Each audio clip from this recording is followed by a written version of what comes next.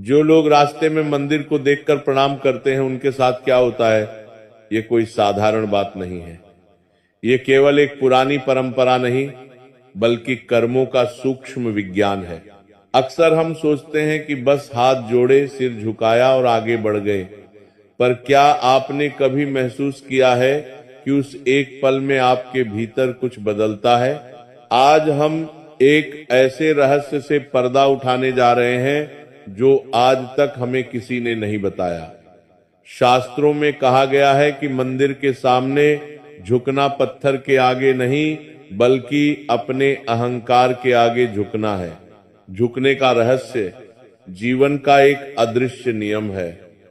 जो स्वेच्छा से झुकता है उसे परिस्थितियां तोड़ती नहीं, लेकिन जो झुकना भूल जाता है उसे जीवन खुद झुकाना सिखाता है। बहुत से लोग सोचते हैं कि जल्दी में है, बाद में कर लेंगे, भगवान को क्या फर्क पड़ता है। पर शास्त्र एक गंभीर संकेत देते हैं, जिस दिन मनुष्य झुकना भूल जाता है उसी दिन से जीवन उसे झुकाना शुरू कर देता है।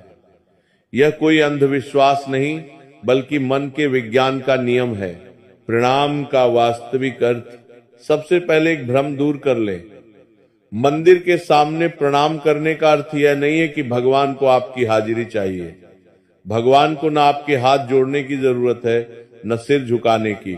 प्रणाम भगवान के लिए नहीं, मनुष्य के लिए है।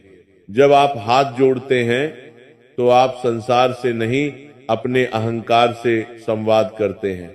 जब आप सिर झुकाते हैं तो आप मूर्ति के आगे नहीं, अपने भीतर के अभिमान के आगे झुकते हैं। दृष्टांत एक, राजा और साधु की कथा। एक अत्यंत शक्तिशाली और धनवान राजा था। उसके राज्य में एक साधु रहते थे। राजा जब भी उस मार्ग से गुजरता कभी प्रणाम नहीं करता था। उसका मानना था कि मैं राजा हूं, मैं क्यों झुकूं। समय बीता और राजा के जीवन में संकट आने लगे। युद्ध में बाधाएं, मन में अशांति और निर्णयों में भ्रम होने लगा।